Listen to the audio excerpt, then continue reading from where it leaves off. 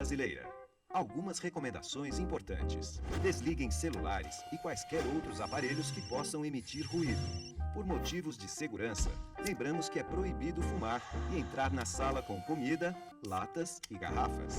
Os corredores foram projetados para perfeita circulação. Extintores de incêndio estão estrategicamente localizados e sinalizados, e a brigada de incêndio está pronta para orientá-los. Em caso de incêndio ou falta de energia, luzes de emergência irão se acender automaticamente. Assim, é só manter a calma e dirigir-se à saída de emergência mais próxima. Para abrir a porta, basta empurrar a barra. Filmar ou fotografar somente com autorização prévia. Boa sessão!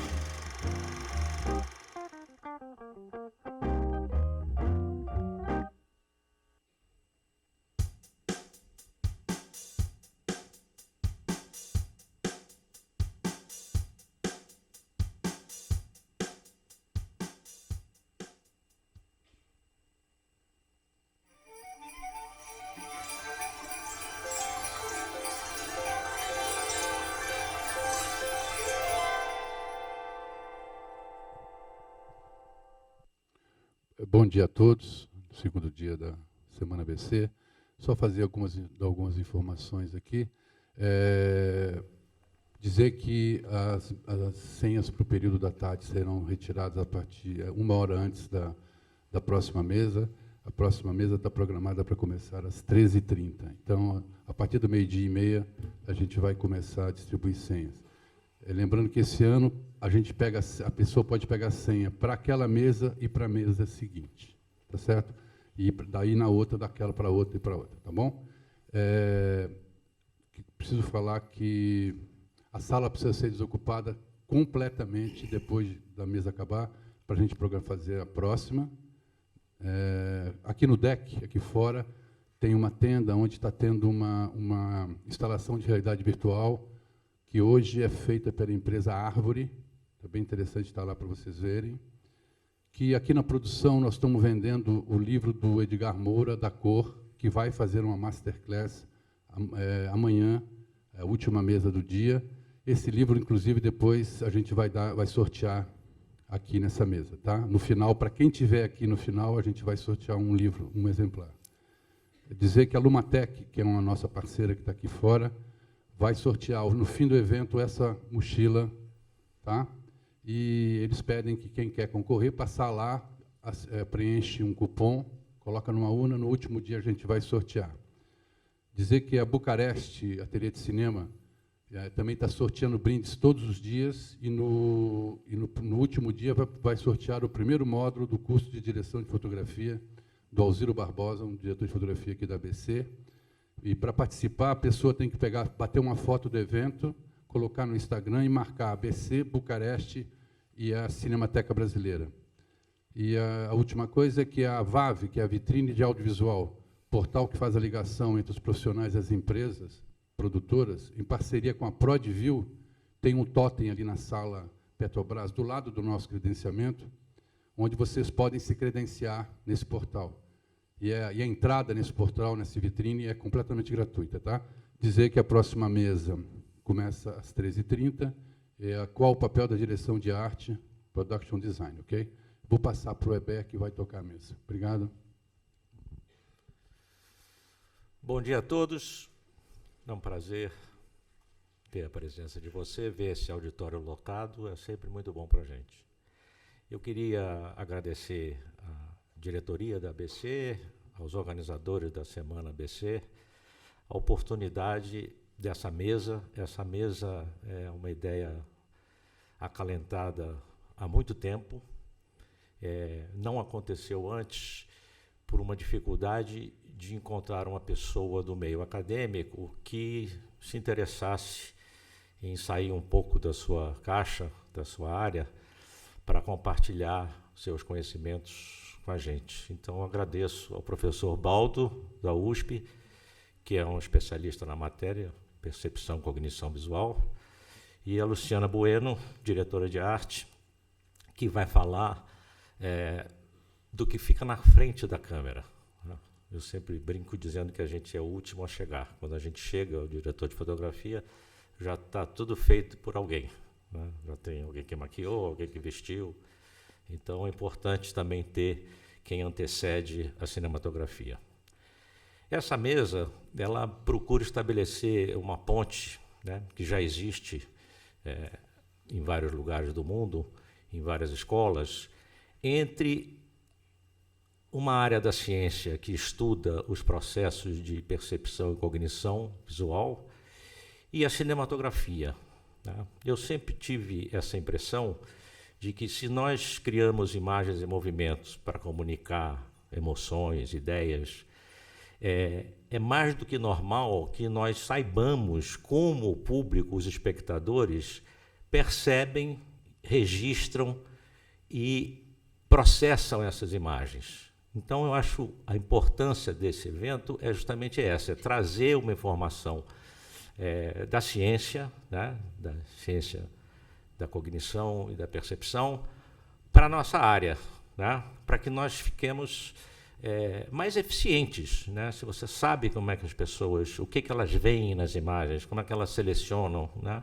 Quais são os índices que elas têm para selecionar, para onde elas vão olhar, né? O que elas vão ver, é interessante que isso seja do conhecimento de quem faz imagens. Então, a ideia da mesa é essa, é abrir, né, essa fronteira entre ciência, né, arte e técnica cinematográfica. Eu preparei uma apresentação, que não sei se pode ser chamada de apresentação, porque eu, tendo a presença dos dois, eu achei que eu não deveria entrar na matéria, eu deveria fazer algo mais motivacional. Então, a minha apresentação, na realidade, ela não chega a tocar exatamente na questão da percepção e da cognição, mas ela levanta uma bola, ela dá alguns exemplos, né, de como a gente interpreta, retém, articula na memória as imagens em movimento que a gente assiste numa tela. Então, essa minha apresentação é mais, na realidade, uma apresentação motivacional, né, para a gente ter assunto, né, para depois, quando abrir para o debate, a gente poder se referir a elas. Eu pedi à organização do evento, eu não gosto de falar sentado, eu acho uma bobagem, né? De dar aula, você dá aula em pé e tal. Eu, como plateia, eu fico com sono quando vejo uma pessoa sentada falando, né? Então eu vou ficar em pé. Tudo bem aí o áudio?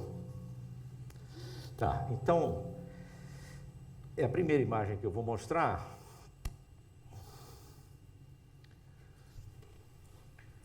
o cinema é uma ilusão no sentido de que cada um interpreta o que está projetado na tela de uma forma única, né? Cada espectador tem uma percepção, uma cognição e uma opinião, né, sobre aquilo que vê na tela. O que a gente vê, na realidade, tem alguns highlights, alguns pontos chaves, né? Então, eu vou mostrar uma imagem e depois a gente vai rapidamente ver, né, tentar levantar quais são os pontos chaves dessa imagem.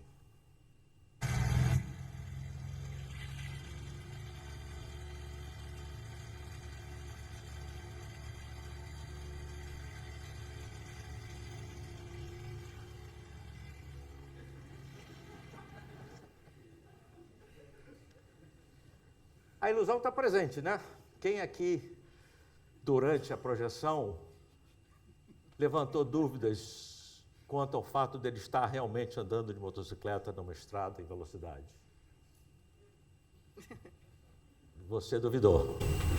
Tá, então é uma, e não sei a capacidade da sala, mas é uma na capacidade da sala. O que lhe levou?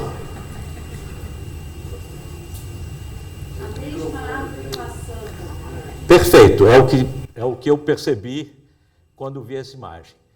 Então, quais são os indicadores que eles utilizaram para fazer essa brincadeira? Tá? A primeira é a postura do cidadão na moto. Tá? A segunda é o ângulo em que está tomado, né? É um ângulo de baixo, você não tem a estrada, né? Então o único indicador de movimento é o vento, que é produzido por um outro cidadão que está atrás dele, balançando a camisa, né? Ele contribui com uma certa vibração, mas nisso ele é bom, porque ele não exagera a vibração, né? Mas o indicador de movimento é a árvore passando. Então você tem, na realidade, poucos indicadores, né? 4, um indicador postural, um ângulo, né?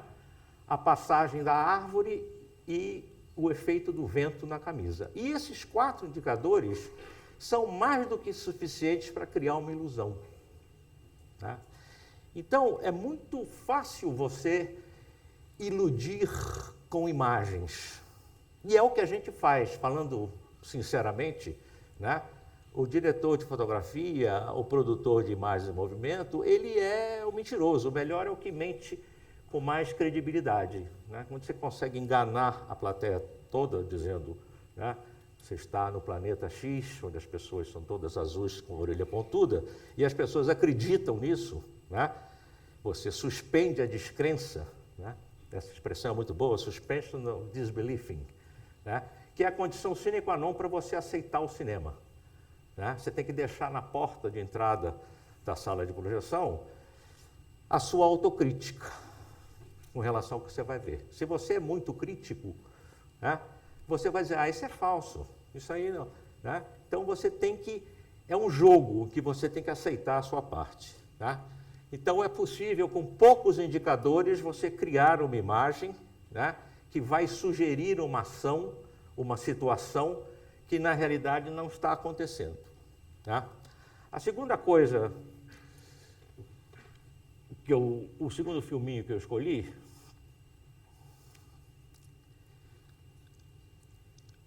é uma situação parecida, mas em que você desde o início vê a trama, né? Ele está simulando aí que ele está limpando um vidro, existe um vidro à direita do quadro, né? Mas ele coloca uma mão espalmada, como se estivesse apoiando, num vidro que não existe, né? Mas como a gente vê o mundo através de indicadores, como o filmezinho anterior mostrou, né? Com 4 indicadores você cria uma ilusão, a gente normalmente não vê as coisas até as últimas consequências. A gente dá uma olhada e já entendi, né? O texto que está sempre passando pela cabeça é já entendi. Você olha uma coisa, já entendi, né? Então vamos ver esse filminho para ver se eles entenderam bem o que está acontecendo.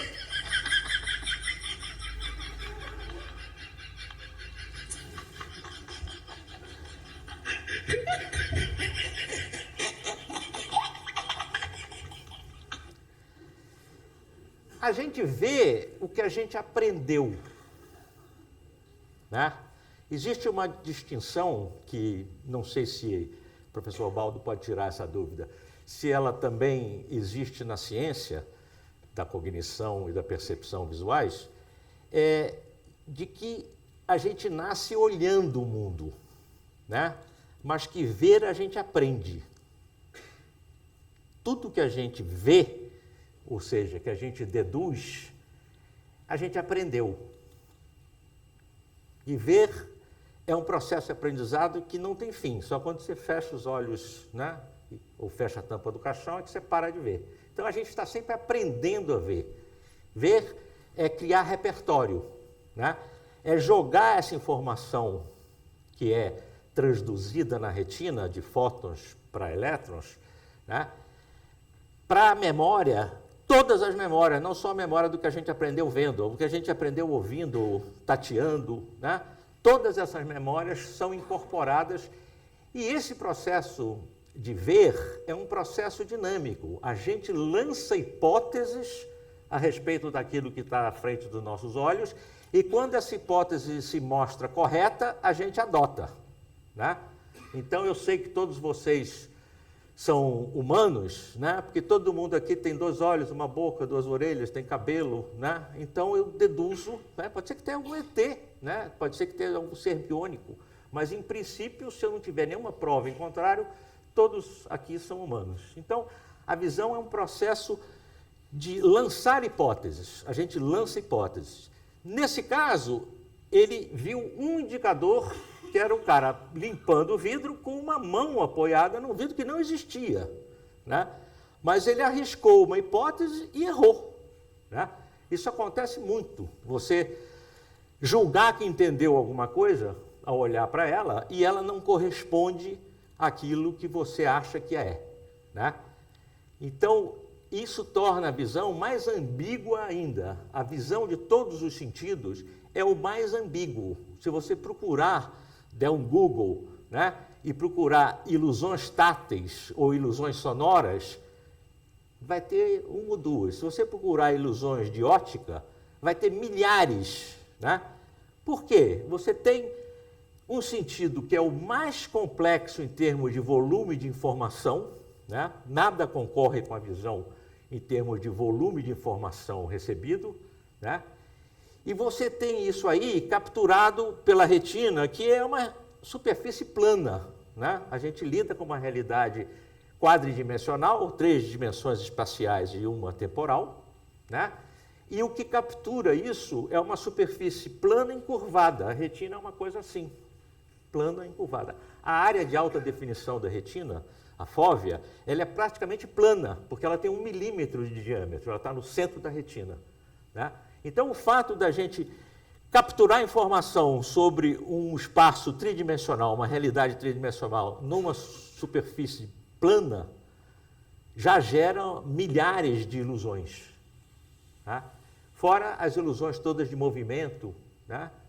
Eu vindo para cá hoje tive uma ilusão recorrente de movimento, né? O trânsito estava péssimo no Minhocão, o carro parou, o carro onde eu estava parou, e aí de repente eu me assustei. Por quê? Porque o carro do lado estava andando devagarinho, né? E eu achei que era o nosso carro que estava andando, né? A referência se moveu muito devagar e eu achei... Então, a gente está a todo momento, se você contar, a gente por dia tem dezenas, né? Dependendo do contexto, até mais, de ilusões de ótica. A gente julga que está percebendo pela visão alguma coisa que não está acontecendo, né? Então, o olhar é uma construção da nossa mente, tá? A gente tem uma participação ativa, a visão não é uma coisa passiva, né? Olhar é só levantar as pálpebras e deixar a luz entrar e chegar na retina. Ver é diferente. Ver você precisa ter informação, tá? Hoje se tem certeza disso porque se investigam pessoas cegas que adquirem a visão, elas têm que aprender tudo. As coisas mais elementares, que você está mais próximo de mim do que ele, porque ele está mais alto na linha do horizonte, certo? Que é uma coisa que a gente nem pensa nisso. O cego que adquire visão, ele tem que aprender tudo, né? Que você está mais perto de mim do que ele, porque um pedaço dele eu não vejo, porque a sua cabeça impede a minha visão, bloqueia os raios de luz. É aprendido, tudo é aprendido. Nada vem de fábrica, só o mecanismo de transformar fótons em elétrons. Um outro filminho. Quando você não tem referência, né? Quando a imagem é ambígua, né? Esse fundo aí você não tem muita noção do que é. Você viu o cachorrinho está sendo seguro, né?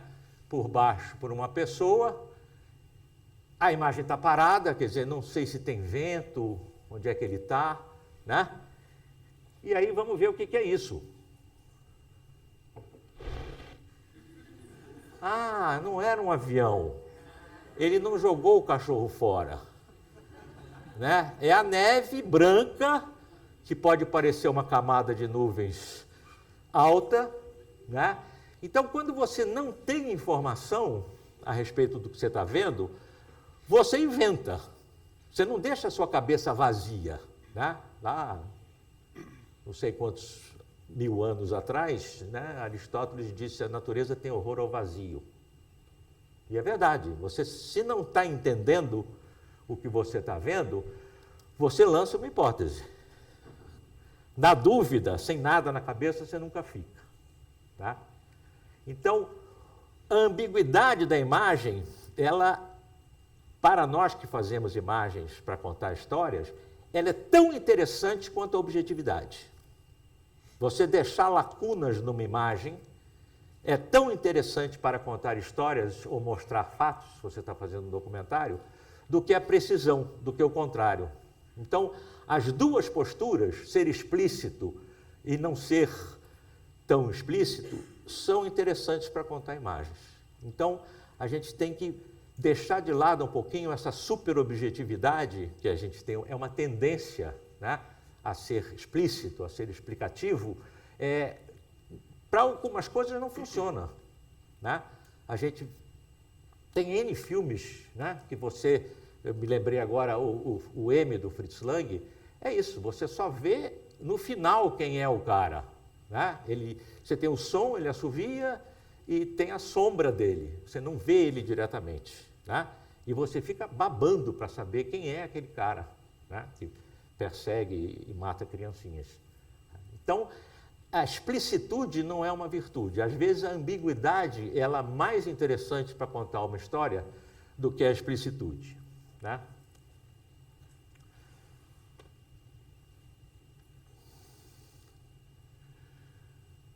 O que está em volta tem a mesma importância daquilo que a gente está olhando. O entorno tem a mesma importância daquilo que... né? Então, se eu começo uma sequência com um close dele, né? Só ele, não pego nem quem está atrás dele, boto a câmera um pouquinho mais alta, pego o encosto da cadeira, né? Enquanto eu não cortar para um geral, não sei onde ele vai estar, tá? Então, sem contexto, sem entorno, a gente pode ser iludido, né?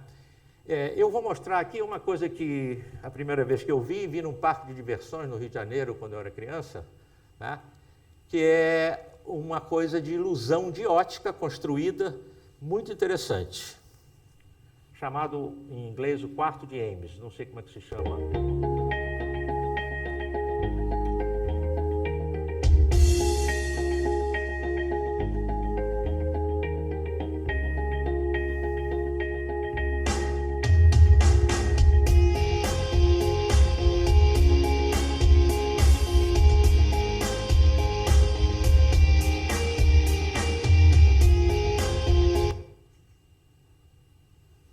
Ele cresceu enquanto andava? Claro que não, né? Isso não acontece. Não tem nenhum truque digital aí. Essa imagem foi capturada com uma câmera normal. Qualquer um de vocês, né, com o concurso da Lu, ela precisa construir isso, né? Isso, o quarto de Ames, é isso aqui. Ali tem a planta baixa, né? Você tem um único ponto de vista, que é um buraquinho nessa parede, na quarta parede, né? E o fundo do quarto não é paralelo a essa quarta parede, ele vai em profundidade. E tudo que está pintado, né, o chão é xadrez preto e branco de propósito, é pintado corrigindo a perspectiva, né? Então, essas duas janelas que parecem iguais, na realidade, essa janela aqui, como está mais distante, é muito maior e é perspectivada. Então, eles corrigem a perspectiva, né? É a mesma coisa que acontece na transmissão de futebol com aqueles anúncios eletrônicos que eles colocam atrás do gol, né? Você jura que aquilo está no chão, né? E não está. A bola passa por cima numa boa. Como aquilo? Né? Então, é tudo corrigido para dar uma impressão tridimensional, mas, na realidade, ninguém está crescendo, simplesmente está indo para o fundo. As coisas, quando se distanciam, esse é outro indicador que é aprendido, né? Todos os indicadores de profundidade são aprendidos, mas que a gente acha que vem de fábrica, né? Tudo que a gente percebe em termos de profundidade, de tridimensionalidade, a gente acha que já nasceu com ele. Não nasceu, a gente aprende, é tudo aprendido. Então, quanto mais nós soubermos como se dá a visão, melhor para a gente, porque a gente vive de fazer imagem. Então, conhecer como é que o outro vai perceber a imagem é sempre interessante. Eu estou controlando aqui o tempo, vou correr um pouquinho, tá? Vamos ver isso aqui. Tem sempre um títulozinho para...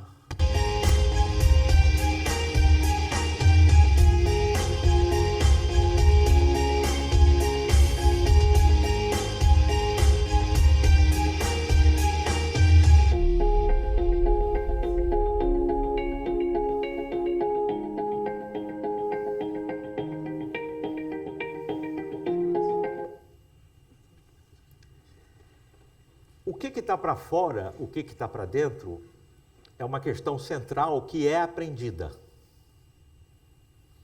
Eu fiquei em dúvida de botar esse filme e um filme que vocês devem conhecer, que é o filme da máscara.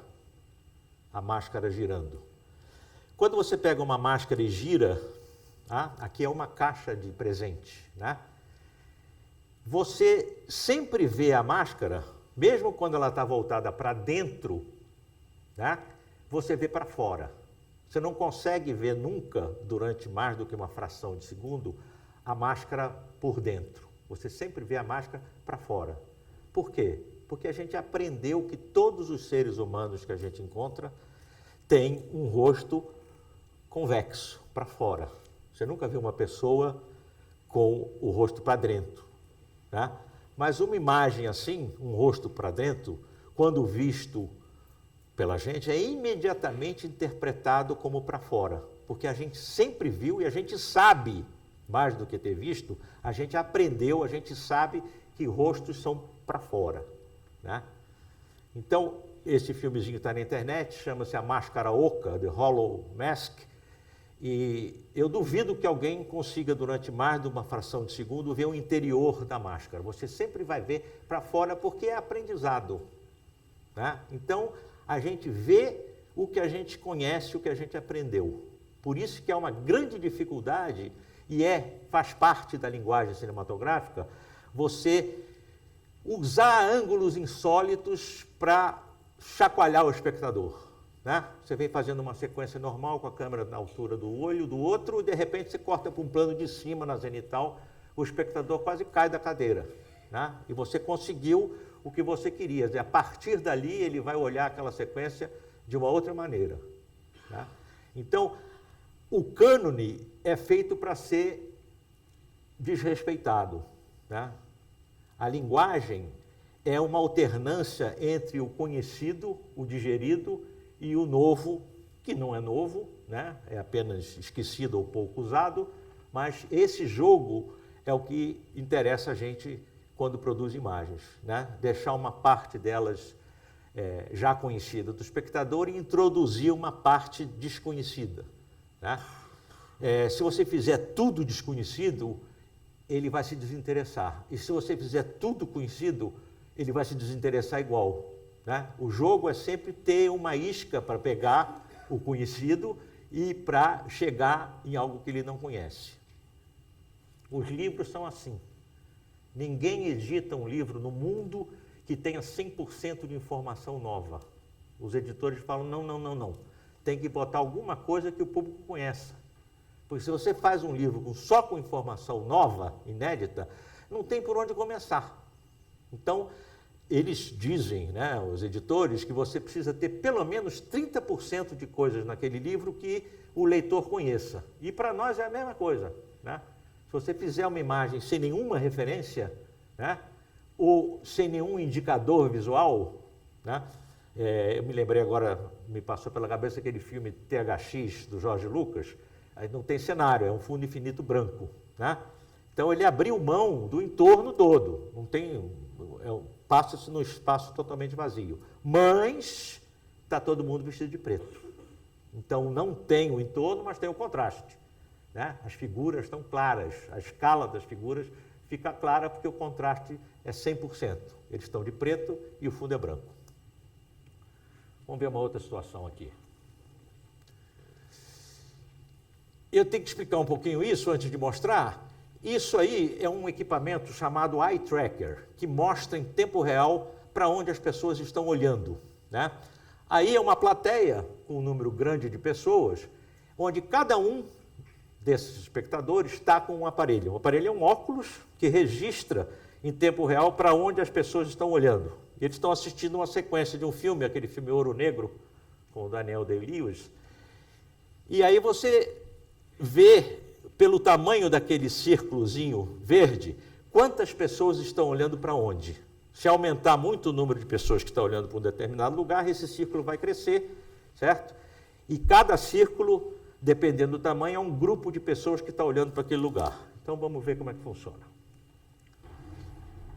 Não tem ninguém em cena, o pessoal fica procurando, fica olhando para qualquer lado. Entrou alguém, imediatamente a maior parte das pessoas está olhando e olham para os olhos, para a boca. Mas repare, tem sempre alguém arriscando uma olhadinha na lâmpada. Sempre. Porque nós somos atraídos sempre pelo ponto mais luminoso dentro do espaço, né? E vocês repararem com mais calma, se a gente assistir mais uma vez, que o momento que eles olham para a luz é quando o cara para de falar. Parou de falar, dá uma sacadinha na luz ali, vê se tem alguma coisa ali, voltou a falar, todo mundo olha para a cara dele. Olha a luz ali, ó. Olha o abajur ali. Sempre tem alguém olhando para a luz. Quanto mais chato é o filme, mais gente está olhando para a luz.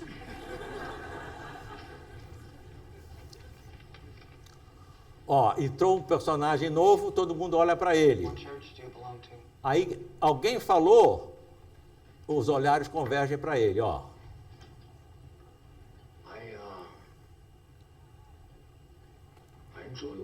Mas todo mundo arrisca para aquele cara do meio. Ele está caladinho ali, mas...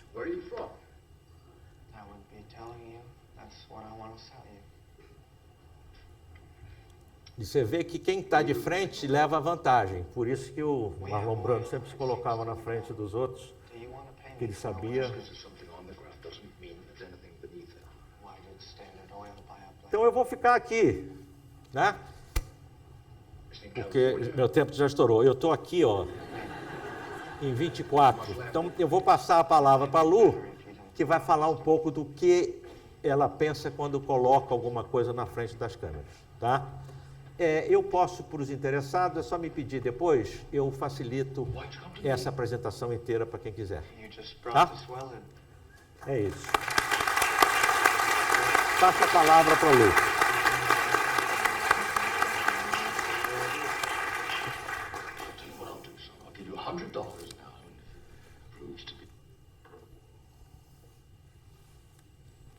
Olá. Fica em pé. Bom dia, antes de tudo, obrigada ao Weber por me convidar, obrigada ABC, é uma alegria estar aqui de novo, fazia um tempo que eu não vinha por essas paragens, então super bacana estar aqui, plateia super cheia. Vou falar um tiquinho antes de mim, e por que o Weber me chamou, né? Quando meus filhos nasceram, eu tenho um casal de gêmeos, comecei a dar aula. E aí coloquei 25 anos de conhecimento em organização, tinha que organizar, né? Sempre dei aula, mas oficinas, nunca organizei esse material. E eu fui convidada para dar aula não para diretores de arte, eu fui convidada para dar aula para cineastas, era um curso geral. E ali eu comecei a me preocupar e a olhar e a entender o que de mais se precisa em quem está fazendo cinema, em relação à direção de arte. E uma das coisas que eu mais senti foi a falta de informação de como a imagem se apresenta, de como a imagem se forma. Tá? E aí, ao longo dos anos aí de contato e de amizade, eu fui desenvolvendo essa preocupação. Por hora, só uma preocupação, porque não tem muita resposta. Porque todo o desenho da direção de arte, ele vem do design gráfico. Mas ele tem muita teoria de cinema, de imagem, mas poucas vezes ele, de fato, é aplicado na narrativa do audiovisual. Tá? Então, da mesma maneira que o Weber, a ideia não foi trazer aqui respostas e trazer uma série de perguntas para que gerem mais perguntas, para que a gente comece a conversar. Tá? Bom, começamos sempre com uma tela vazia, né? É sempre essa sensação, que no caso do cinema não é uma verdade, no caso do designer é uma verdade. Por um lado é mais difícil, por outro lado é mais complicado, porque a gente não começa com a tela vazia e um pincel. A gente começa já com uma série de formas, a gente já começa com uma série de coisas andadas. Então, como fazer essa transformação? Tá? Vou colocar aqui um grande exemplo, que é a abertura do Cidadão Kane.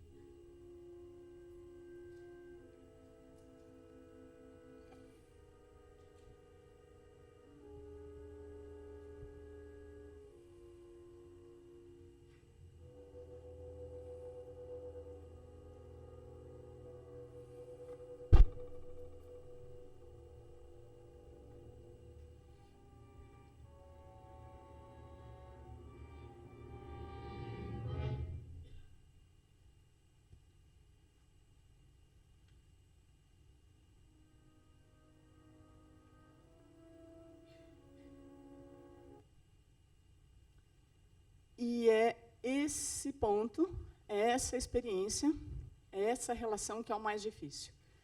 Estes 2 minutos de abertura que vocês estavam aí no escurinho, vocês estavam como espectador.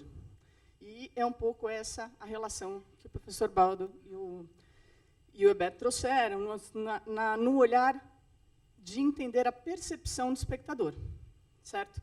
Só que como é que você faz essa transmissão? Como é que você pula daí para cá? Como é que nós somos capazes de construir essa imagem, de manipular essa imagem, a ponto de realmente conseguir controlar, porque é controle, é manipulação, o nosso espectador. E, na era da imagem, que é o que nós vivemos hoje, tem muita garotada aqui, repetindo novamente, nós temos a ideia de que a gente consegue ver. A gente não consegue ver, a gente só consegue olhar.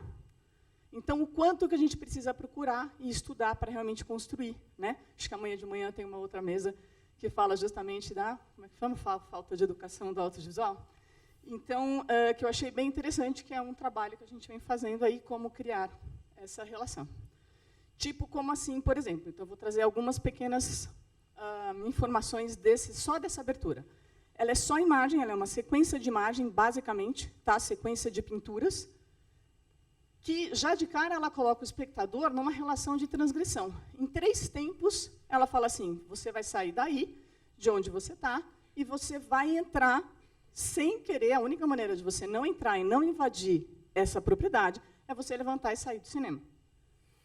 Certo? Não sei se vocês repararam naquele pontinho, quem não reparou. Isso é uma abertura espacial e situacional. Aqui ele coloca muita coisa. Esse não tem aquele que aperta? Aqui aperta. Ó, ele coloca aqui o cidadão quem, né, a nossa abertura, e imediatamente ele cria uma linha para onde ele quer chegar. E começa uma relação de aproximação. O que acontece? Isso é muito importante. A gente tem a leitura do tempo, ela se faz no espaço. Nós estamos lidando com aquele velho espaço-tempo, mas onde eu leio o tempo? No espaço. Não tem outra maneira de eu ler o tempo. A sequência me dá a sensação de tempo, nós estamos lidando com uma relação sequencial, mas o tempo eu enxergo no espaço. Então, se vocês olharem, cada vez que ele traz uma imagem, ele vai contando o tempo desse envelhecimento, a decadência dessa casa, né? E a aproximação dessa situação. Não sei se vocês repararam, nesse momento ele traz muita fumaça, especialmente nesse momento ele traz a água, que são algumas relações de credibilidade. O movimento sempre traz credibilidade para a imagem. E estamos chegando lá, e estamos aproximando. E aproximei. E do lado de fora para o lado de dentro, num salto. Tudo isso são só pinturas, uma em sequência da outra por fusão, nada mais. Tá? Aí, o que acontece? Normalmente tem uma definição que é: o cinema lida com essa grande relação que é o tempo e espaço. Eu falo que ela trabalha tempo, espaço, luz. Por quê? Porque quando a gente pega esse espaço que a gente tem e transforma esse espaço, eu vejo o tempo. O espaço transformado, eu enxergo o tempo. O espaço-tempo iluminado é a existência desses nossos mundos que nós criamos, desse mundo narrativo. Tá? É uma relação para começar a entender essa relação de história. Perdão. Porque o que acontece? Muitas vezes a gente acha que o objeto não conta história, que a luz transversal não conta história, que só o que conta história é a palavra. Ela também conta história. E muitas vezes ela conta história para nós, criadores, que vamos resolver essa história com outros recursos. Tá? Então, esse é o lado que os dois estão falando, certo? Quantos de nós vêm? Nós quem? Nós, espectador. Como que isso se cria, certo? Visualizar é ser capaz de formar imagens mentais. Áudio e imagens. Pelo áudio, você faz o seu espectador criar imagens nas suas cabeças. Tá? Não joguemos de lado o áudio. Aqui a gente está puxando a sardinha para o nosso lado, que é visual. Mas o áudio também tem a função de criar imagem. Isso se chama alfabetismo visual. O quanto que o nosso espectador é alfabetizado ou não em termos de comunicação, não em termos de cognição, né? Ou seja, falar é bem diferente de ler e escrever. Puxando para nós de volta, olhar é bem diferente de ver e compor. Mas, de novo, não é disso que eu estou propondo. Então, o que eu trouxe aqui é tentar pensar a reflexão do que a gente chama de sintaxe visual. Ou seja, existem elementos que têm que ser considerados, que a gente tem que ter o domínio e a composição da imagem. Tá? Só vou ler o finalzinho. Né? Ou seja, a sintaxe visual ela existe. Ela é um conjunto com técnicas manipulativas para a criação de mensagens visuais claras. Porque tem aquela relação assim, ah, não, eu fiz, mas ninguém entendeu o que eu fiz. Não, se ninguém entendeu o que você fez, você não foi claro no que você queria dizer. Isso é técnica, isso é aprendizado, isso é a educação técnica. Tá? Não tem outro caminho para isso. Tipo isso.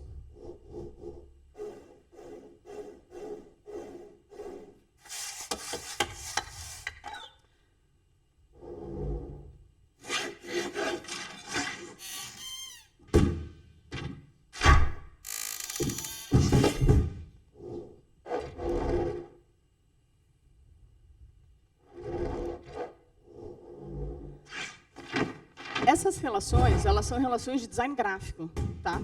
Então, justamente, qual que é o exercício? Como é que a gente pega todas essas relações de equilíbrio de duas dimensões, porque fazer cinema é uma esquizofrenia dos infernos, né?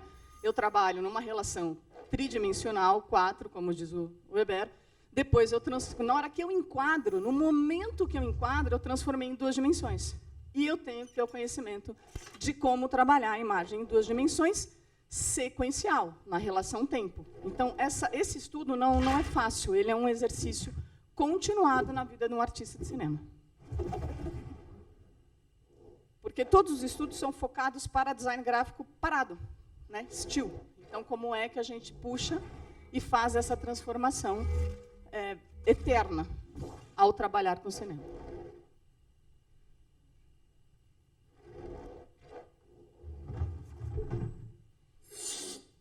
Mas esse conhecimento prévio ele tem que estar conosco, como cineasta, como fotógrafo, como qualquer pessoa que está lidando com a construção da imagem.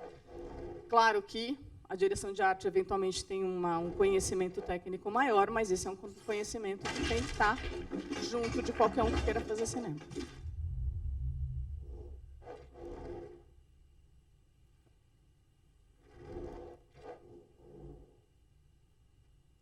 Isso é só um filminho, né? Normalmente são 4 anos para aprender tudo isso. Uma faculdade de 4 anos. Tipo assim, eu tenho uma relação de composição.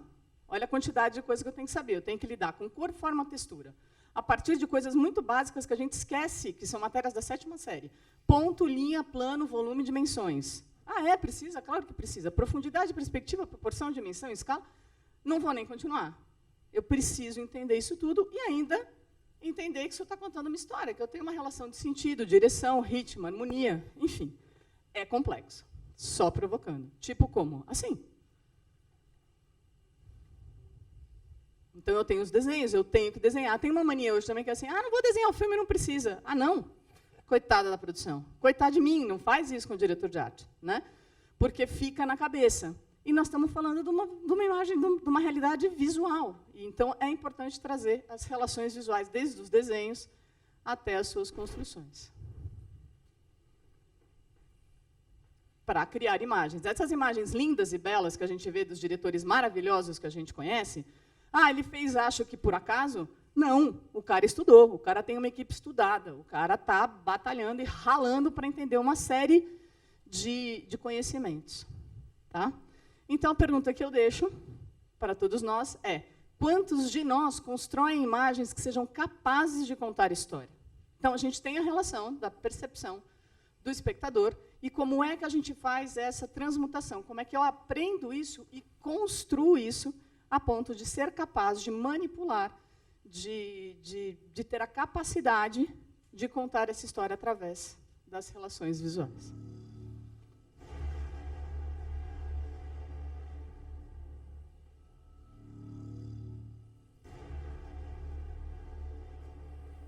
Stirs in the east, a sleepless malice.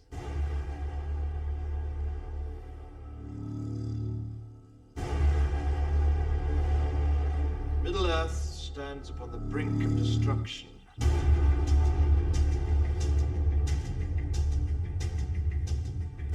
Sauron moves to strike the city of Minas Tirith.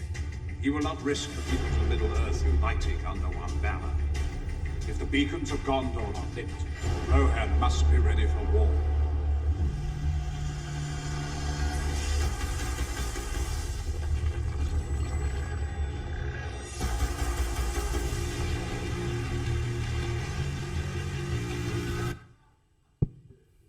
Obrigada.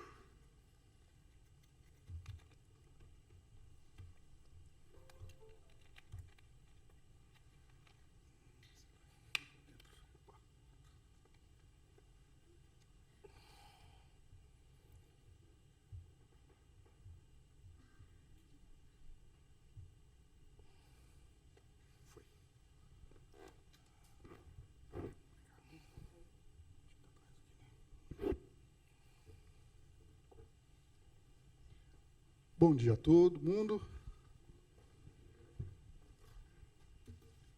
Bom, eu queria dizer que é um enorme prazer estar aqui. Eu queria agradecer o convite da ABC, especialmente do EBE. E assim, foi um primeiro momento uma surpresa o convite e depois uma decisão difícil aceitar esse desafio, porque embora eu trabalhe minha vida há mais de 30 anos é trabalhar com percepção e cognição, o cinema, na verdade, eu sou apenas um aficionado, sou um grande fã de cinema, e, na verdade, eu comecei a assistir filmes na barriga da minha mãe, porque meu pai era projecionista no início da vida dele, numa sala de cinema no interior, e minha mãe assistia os filmes da sala de projeção. E eu estava na barriga dela, e depois lembro, na minha infância, de frequentar essa sala, e cinema, para mim, tem sido uma coisa absolutamente fantástica, mas certamente não como a maioria de vocês, não de forma profissional. Então, meu papel aqui hoje é tentar trazer um pouquinho da minha visão, até certo ponto pessoal, mas também da minha experiência profissional, para justificar a primeira, talvez, afirmação do Weber de que cinema é ilusão. E, na verdade, cinema é ilusão porque percepção é ilusão. E nesses 10 minutos que eu vou falar com vocês aqui, eu vou tentar dar alguns elementos para que vocês acreditem nisso. E esse primeiro slide, na verdade, é uma homenagem ao Antônio Carlos Jobim, que, numa letra maravilhosa, ele se refere à lua, que boia imensa e amarela. A lua, vocês sabem, talvez não sei se todos sabem, vista no horizonte, ela parece grande. E, ao contrário, quando a gente vê ela no zênite, ela parece menor. E, fisicamente, fisiologicamente, perceptualmente, não perceptualmente, cognitivamente, mas se você bater uma fotografia da Lua baixa no horizonte alta, vai ser exatamente o mesmo tamanho. Ou seja, a Lua não fica grande por nenhuma razão, não é uma ilusão de óptica, é uma ilusão cognitiva. E é uma das ilusões mais antigas e desafiadoras dentro da neurociência, entender por que a Lua tem... Existem muitas explicações e, portanto, se existem muitas, não existe nenhuma convincente. Mas, na verdade, para entender as ilusões, eu não vou falar de ilusões, vou mostrar algumas ilusões aqui, mas eu quero falar de percepção. E percepção, no fundo, é como o nosso cérebro vê o mundo. E, embora os exemplos aqui sejam visuais, já que cinema lida com visão, mas não é só visão. Cinema lida com sons. E o que eu vou dizer aqui vale em muita profundidade, ou seja, num escopo para, essencialmente, todas as modalidades sensoriais que a gente tem. Então, essencialmente, as bases que eu vou discutir aqui um pouquinho para a visão, não há dúvida, mas também para a audição, para a somestesia, para o tato, para a olfação, para a gustação e para todas as nossas sensações. E é claro que, no caso da visão, a primeira coisa que nos ocorre é comparar o nosso sistema visual com uma câmera, em que a gente tem uma imagem, essa aqui é minha filha de 6 anos, quando ela tinha 1, então já faz algum tempo, e a projeção dessa imagem numa câmera leva, obviamente, à reprodução disso numa tela. Isso, certamente, para um sistema óptico, vale, e a gente sabe que assim é o instrumento de quem lida com o cinema. No caso da visão, a gente parte do mesmo ponto, já que o olho é, sim, um sistema óptico complexo, mas até certo ponto fácil de entender. A imagem é projetada de ponta cabeça, né, e, a partir daí, você tem todo um processamento que leva à nossa percepção. E talvez uma das perguntas que, se vocês tentarem se lembrar da tenra infância, vocês já devem ter se feito, é, puxa vida, como é que o cérebro faz para desinverter a imagem que é projetada de ponta cabeça na retina? Já que a gente sabe, quando a gente aprende que o olho é uma câmera e a imagem é projetada de ponta cabeça, como é que eu vejo as coisas, como é que o cérebro desinverte isso? Bom, essa é uma pergunta interessante, porque ela é uma pergunta mal posta. O cérebro não desinverte a imagem. Pela simples razão que o que chega na nossa percepção não é uma imagem como a gente está vendo aqui. É toda uma coisa absolutamente construída e, portanto, não tem que desinverter nada, não tem que colocar uma coisa de ponta cabeça e colocar de pé de novo. Na verdade, diferentes áreas fazem com que a construção da percepção torne essa analogia, na verdade, equivocada. Não é assim que o cérebro funciona. A analogia com a câmera termina na retina. Diferentes áreas vão produzir o processamento de diferentes coisas, como, por exemplo, bordas, cores, contornos e movimento. Então, diferentes áreas do cérebro vão estar envolvidas na construção de partes dessa imagem ou dessa percepção visual.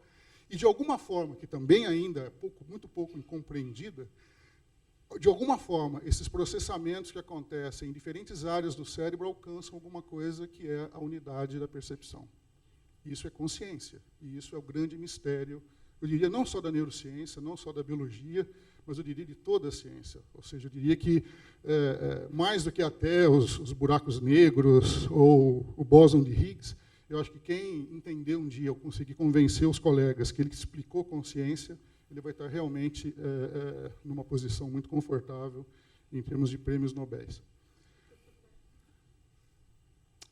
Para mostrar como é que a percepção começa a ser construída, ela começa a ser construída a partir de bordas. Células no nosso cérebro reagem essencialmente a fronteiras. O que está estimulando o cérebro de vocês nesse momento não é o branco do lado direito ou o preto do lado esquerdo, mas é essencialmente a divisão entre elas. As bordas são fundamentais. E bordas depois são preenchidas, como eu vou mostrar, do mesmo jeitinho que minha filha preenche esse joguinho que ela tem no telefone, no iPad e tal, que quando ela encosta o dedinho dentro de um contorno, desde que ela tenha escolhido uma cor, aquele contorno se preenche automaticamente todo com aquela cor. Depois, quando ela encosta o dedinho aqui no corpo do caramujo, o caramujo fica verde. Isso é chamado preenchimento. Isso é um princípio que o sistema visual usa, muito econômico. Por quê? Porque o que está estimulando o nosso sistema visual aqui não está perdendo tempo em processar todo o quadrado, a moldura branca ou o quadrado preto. Fundamentalmente, o que estimula e gera uma percepção muito importante no início são as bordas. Uma vez que o sistema nervoso percebeu e detectou as bordas, o resto ele preenche com a cor que está ali, de maneira muito simples e econômica. Alguém fala, mas e se tiver alguma coisa aqui dentro desse retângulo preto? Se tiver alguma coisa aqui dentro, por exemplo, um triângulo branco, vai existir o quê? Vão existir bordas. E, de novo, aquilo vai gerar a detecção de bordas. E com bordas, o sistema nervoso constrói contornos. E, a partir de contornos, é claro, em níveis cada vez maiores de complexidade, diferentes áreas do nosso sistema visual vão juntando bordas em contornos, vão juntando contornos em formas. E, além, às vezes, de um contraste simplesmente preto e branco, outras vias em paralelo do nosso sistema nervoso central constroem outros tipos de contraste que a gente chama de cores. A cor não deixa de ser um contraste, da mesma forma que o preto e o branco é um contraste. E agora as formas produzidas por contornos ganharam cores. E cores podem, e objetos pequenos, elementares, podem se juntar ou num objeto que, de certa maneira, traz algum significado, ou, dependendo apenas do arranjo espacial desses objetos, gerar objetos muito mais significativos. Nós temos células, neurônios no sistema nervoso central, que são especializados em detectar faces. Se você colocar uma face no campo visual, aqueles neurônios são ativados. Só, apenas e tão somente, quando tem faces ali. E esses objetos podem ter um conteúdo afetivo, que pode mudar simplesmente dependendo de uma mera mudança de posição espacial. Portanto, o conteúdo afetivo desses objetos podem carregar para nós uma emoção. E, só para mostrar como o nosso sistema constrói essas percepções, é importante ver que o mero agrupamento de alguns objetos pode não significar nada. Mas, de novo, organizando espacialmente isso, a gente tem um objeto que quase salta da tela. E eu até faço um desafio para vocês. Embora a gente tenha só os vértices aqui, tendo um contraste, olha só que interessante. O que a gente está vendo aqui sair da tela praticamente? Um triângulo. E o triângulo é tão vívido que vocês podem dizer se o pontinho vermelho do apontador aqui está dentro ou fora do triângulo. Dentro ou fora? E agora? E agora? E agora? E agora? Vocês hesitaram, porque ele estava sobre uma borda que não existe e vocês veem. Tanto veem que o branco de dentro do triângulo tem um tom diferente do branco de fora. Ah, precisa lavar o branquinho, ou um dos dois, não sei. Não é verdade isso? Muito bom.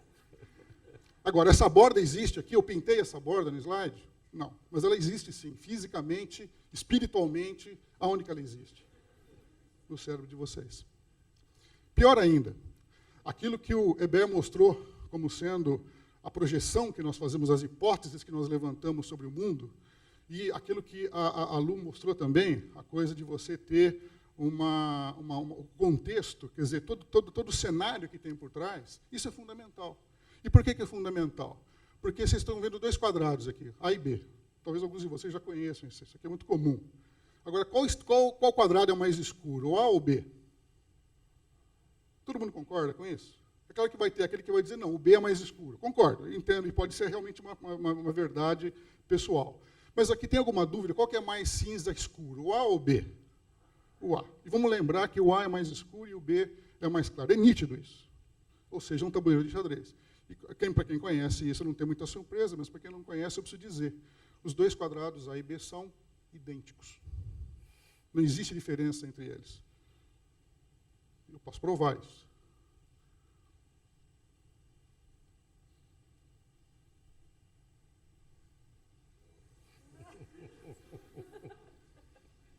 E agora? Eu não mudei nada. A foto já existia.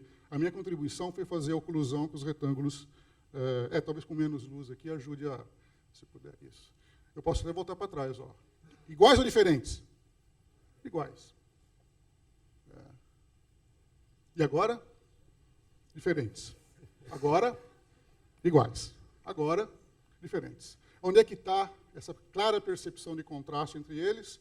E por que isso é aprendido? Respondendo à pergunta do Hébert, ver é aprender. E, na verdade, isso eu não vou poder entrar em detalhes aqui, mas a grande coisa é por que o B é tão escuro quanto o A? Porque ele está na sombra da luz. E, portanto, se ele está na sombra, ele está obscurecido em relação ao A. Então, ele é mais escuro fisicamente. Mas nós aprendemos que tabuleiro xadrez tem quadrados brancos e pretos. Então, não importa se ele está obscurecido na sombra do cilindro, o B ele é um quadrado branco do tabuleiro. Então, eu tenho que vê-lo como um quadrado branco. Esse tipo de constância é fundamental para o processo evolutivo, e isso é uma coisa que depende de coisas inatas e depende de coisas aprendidas. E para quem conhece também, aguenta um pouquinho, não vai soprar para não atrapalhar o colega, não estragar a brincadeira do colega do lado, mas olhem para essa imagem, uma imagem complexa, e olhem para esta imagem. E eu pergunto, é a mesma imagem ou ela é diferente? Bom, a primeira coisa que vem à cabeça é, ela é mais ou menos igual, mas tem uma diferença relativamente marcante aí. Eu vou passar de novo, para vocês me dizerem. É a brincadeira do jogo dos 7 erros, né? Talvez a bandeirinha do Canadá na asa do avião. Vou passar a próxima. Opa. É ou não é a bandeirinha? Tá bom. É a boina do rapaz aqui? Tá certo? Puxa, não é a boina do rapaz. Alguém já sabe qual é a diferença? Sim. Alguém quer arriscar? Opa, alguém falou da turbina ter sumido. É um detalhe a turbina, né?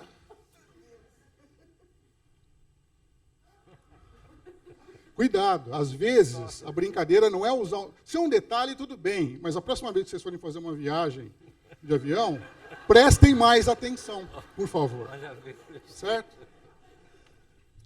Se eu não interpuser o quadro branco no meio, fica muito fácil saber que é a turbina.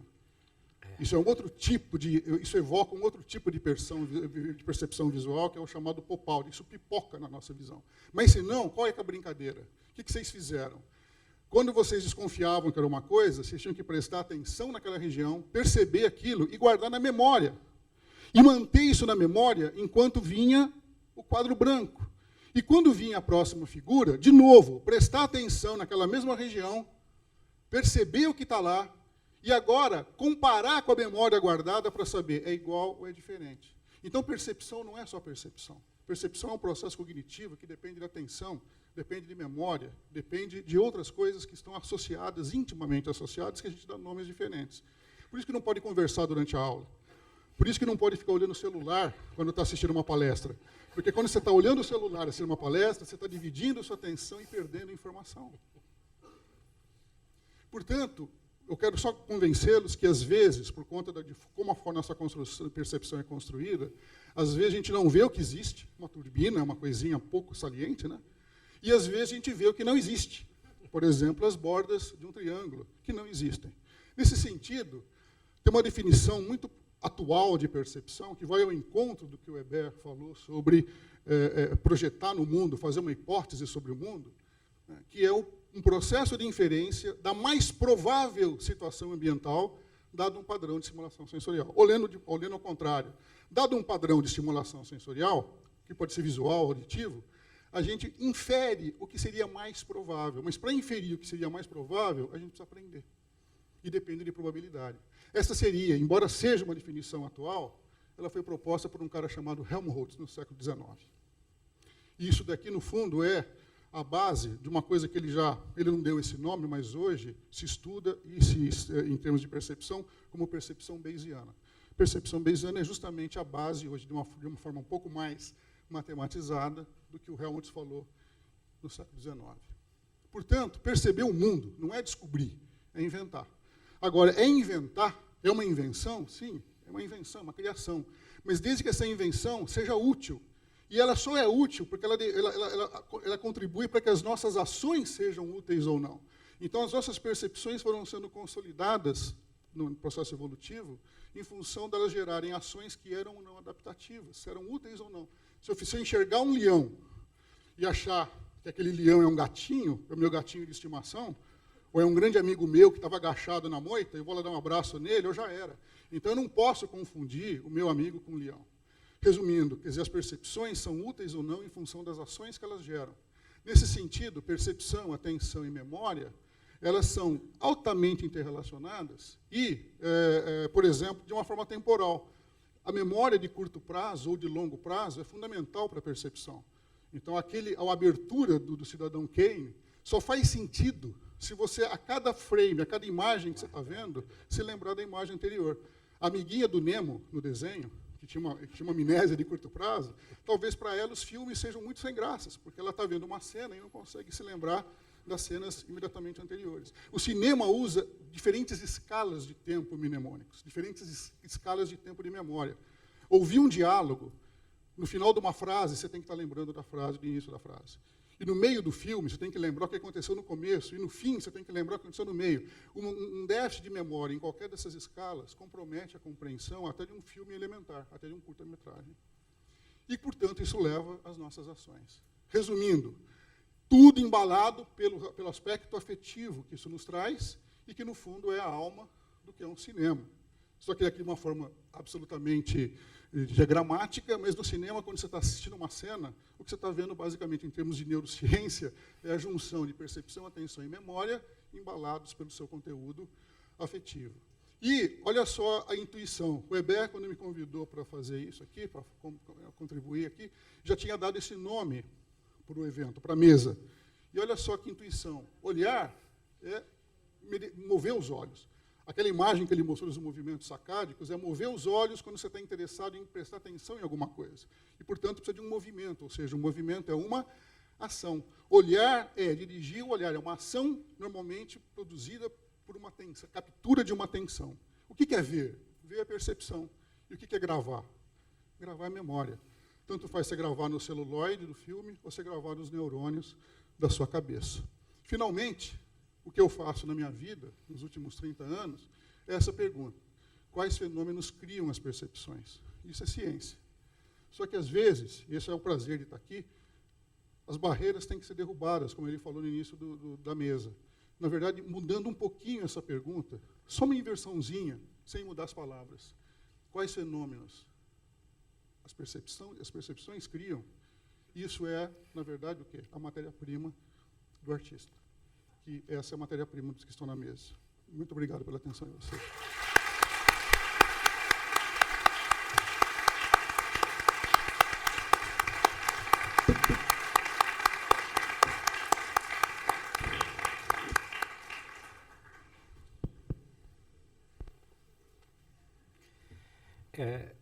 Está aberta para perguntas. Vocês, se puderem esperar a chegada do microfone para fazer a pergunta, porque a gente tem um registro, né? Está sendo transmitido e depois vai ficar à disposição. Tá? Então, esperar sempre chegar e dirigir a pergunta para quem vocês quiserem. Tá ok? Temos um ali. Alô? Salve, mestre Bé. Ótima mesa. A minha pergunta é sobre o tempo do audiovisual hoje, os cortes, o videoclipe acontecendo o tempo inteiro, né? Você troca o tempo inteiro de imagem, o excesso de imagem, em tudo. O quanto isso implica e dificulta essa apreensão e essa percepção? O tempo das imagens tem um quanta mínimo. Né? Se você colocar uma imagem exibida numa fração de tempo inferior ao que a gente usa hoje, né, quando grava a 24 ou a 30 quadros, ela não é percebida. Né? Houve uma época, inclusive, quando eu era criança, que descobriram isso, né? Chamava-se propaganda subliminar. Você, no meio de uma sequência de imagens, colocava um único frame com uma informação que não tinha nada a ver. Você botava uma garrafa de Coca-Cola no meio da sequência, certo? Então, a pessoa não tinha consciência de que tinha visto, né? Mas alguma área no cérebro dela registrava essa informação. Tá? Então, dizia que isso era feito para quando a pessoa saísse da sala, fosse comprar uma Coca-Cola. Mas existe um limite mínimo. Agora, a questão da temporalidade no cinema é meio como as saias na moda. Elas aumentam, diminuem. Né? Você tem, coexistindo com essa linguagem do videoclipe, você tem alguns cineastas, né? O Tarkovsky, o Bela Balas, tem vários cineastas que exploram justamente o contrário. Né? Eles ficam numa imagem por um tempo grande, certo? Porque sabem que isso aí cria na mente do espectador associações. Então, eles estão contando com o seu conhecimento, certo? As imagens que você tem já pré-existentes na sua mente para fazer o filme. Né? Quando você faz o contrário, diminui muito o tempo de duração da imagem, você não dá essa chance ao espectador. Ele fica preso só àquele conteúdo. Né? Se aparecer um conteúdo novo, vai ser por associação dessas imagens, né? Não pelas imagens que você tem na sua mente. Então, eu acho que uma moda. Você tem épocas que, né, o cinema, até o Eisenstein, né, até os anos 20, ele não tinha o timing da montagem paralela. Né? Aí virou uma febre. Né? Passou do Eisenstein para o faroeste americano. Né? Aquelas cenas de perseguição e tal, aquilo é uma alternância temporal, espacial, né? Que se constitui na base da linguagem daquela época. Né? Mas isso muda. Eu acho que agora, com a realidade virtual, que é uma coisa absolutamente naturalista, por enquanto, não tem uma linguagem ainda, né? Você simplesmente fica imerso na realidade, isso vai mudar também. Né? Então, eu acho que cada artista ele vai descobrir o timing das suas imagens. Tá? E nós, como os criadores, né, na prática, os construtores, né, da imagem, nós fazemos a imagem acontecer pela câmera, a gente sempre vai sugerir, né? Quantas vezes a gente já não sugeriu planos para contar uma história, né? O diretor diz, a sequência é isso. A gente fala, pô, escuta, faz um detalhe ali da arma em cima da mesa, tal, né? Não precisa, você tem que ser muito cuidadoso quando faz essa sugestão para não estar se imiscuindo. Mas nós, como lidamos só com a linguagem das imagens, a gente às vezes percebe, né, imagens que vão fazer falta na narrativa. Eu acho que é isso. Acho que, e a duração depois, dada pelo montador, também é muito isso. Contar a história. Né? A gente dá a duração que conte a história. Se a história é uma história de ação, você vai ter planos curtos. Se a história é do ponto de vista de uma reflexão, você vai ter planos mais longos. Respondi a sua pergunta? Posso fazer um comentário? Da parte da arte também tem uma questão que é a seguinte: quanta informação você tem naquela imagem para aquele tempo que está sendo aprendido? Então, o que eu vou vendo é que, eventualmente, não sei se a palavra empobrecer é justa, mas as imagens vão ficando mais sintéticas, porque você tem que passar a informação com menos tempo de absorção do lado de cá, da construção. Né?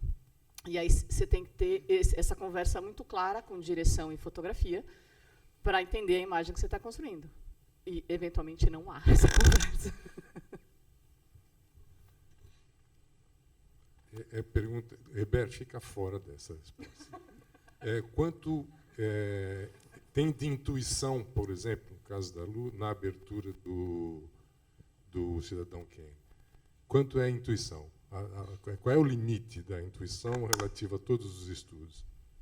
Intuição de quem construiu a imagem? De quem fez? De quem fez? De quem faz? Sinceramente? Sinceramente. Muito pouco.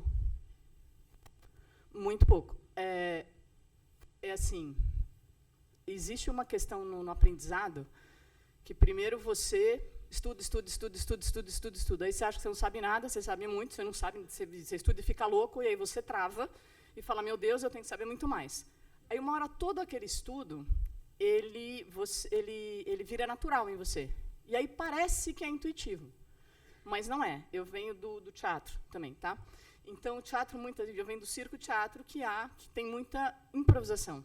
O que é o improviso? É o máximo do conhecimento. Eu tenho tanta ferramenta, que eu sou capaz de improvisar.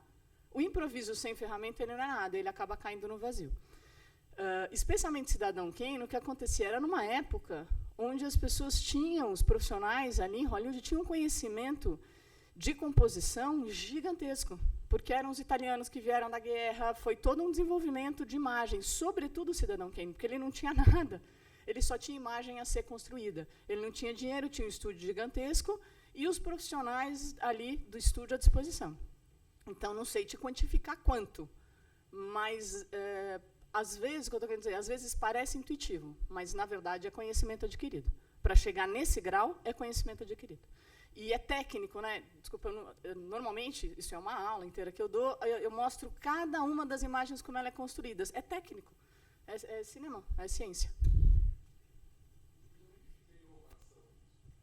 Onde fica a inovação nisso? Quer dizer, a gente sempre parte de referência, a gente nunca inventa. Nunca inventa, a gente sempre parte de referência. Inventa, porque nós lidamos com a criação. Todas as histórias já foram contadas e todas as técnicas já foram executadas. A questão é o agrupamento.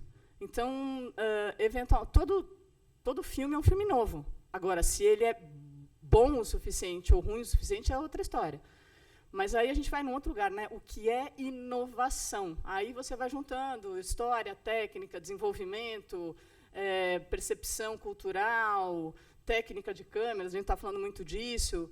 Eu acho que é uma coisa um pouco mais complexa. A inovação, ela é, muitas vezes, só uma outra maneira de ver o mesmo lugar ou uma maneira de reorganizar as coisas. Não sei lá, é só o que eu acho. Bom dia. fiquei tão maravilhada com a resposta dela que quase esqueci o que eu ia perguntar. Realmente foi a melhor mesa que eu vi até agora. Puxando um pouco o que ela perguntou sobre a questão de corte, de hoje em dia ser muito rápido. Existe, eu acho que talvez o professor Baldo vá conseguir dar essa resposta. Existe um limite científico, biológico, de mínimo de tempo ou máximo de informação que a gente consegue captar? Porque hoje se discute muito a era do excesso de informação, só que a informação é sempre superficial, o burnout e todas essas coisas. Tem, talvez, uma relação entre a construção de como a gente está passando a informação e não só muitas informações em si? Não sei se ficou claro. Bom, olha, certamente existem limites para a percepção, para a cognição de uma forma geral. Para dar um exemplo, memória. Você não consegue guardar mais que alguns poucos itens na memória de cada vez. Se você olhar para uma cena, quantos elementos você pode reter na sua memória operacional, memória de trabalho, que é o nome para isso, que é essa memória de curto prazo e que você mantém na sua consciência para você executar uma tarefa, principalmente. Então, você tem que manter aqueles itens presentes. No caso visual, se você olha para uma determinada cena, se tem alguns elementos, quantos que você pode acompanhar, ou quantos que você... Até perceptualmente, você não consegue acompanhar mais. Imagina que você tem agora, não é bem memória, mas tem uma relação clara, como eu disse. Se você olhar para uma cena e tiver bolinhas andando, isso é até um experimento feito. Você tem 3 bolinhas andando, você consegue acompanhar essas bolinhas. Se tiver 4, talvez. Mas se houver 10 bolinhas na cena, você não consegue acompanhar essas bolinhas. No sentido de saber onde cada uma delas foi. Se, por exemplo, você numera essas bolinhas de 1 a 10, apaga esses números, só ficam as bolinhas, e você tem que acompanhar e depois dizer qual era qual que era 1, qual que era 2, qual era... Até 3, 4 bolinhas você consegue, elementos você consegue fazer isso. Acima disso, não. Então, a percepção, por conta da tua capacidade atencional e mnemônica, tem limites. E esses limites, se você colocar o tempo, que é uma coisa fundamental, como a Lu falou, cria agora uma outra dimensão, que agora não são só os elementos num dado instante, mas é uma sucessão de instantes com diferentes elementos. Isso varia muito de pessoa para pessoa, isso tem um aspecto aprendido muito grande. Então, a resposta para a sua pergunta não é única, ou seja, isso é variável. Vai depender, inclusive, de um aprendizado, de um treinamento, que aquele indivíduo, dentro daquela atividade, daquele procedimento específico, pode se treinar a melhorar o seu desempenho. Existem limites físicos, não há dúvida. Então, uma coisa que aconteça num milissegundo, com uma dada luminância, você não vai ser percebido. Mas se a exposição tiver alguns milésimos de segundo numa dada luminância, sim, você vai poder perceber aquilo. Agora, você coloca uma quantidade enorme de elementos sucessivos no tempo, cada um durando 10 milissegundos, qual é a chance de você se lembrar ou perceber aquilo como uma sequência lógica? Então, é muito variável, depende do aprendizado, agora existem limitações cognitivas que são severas.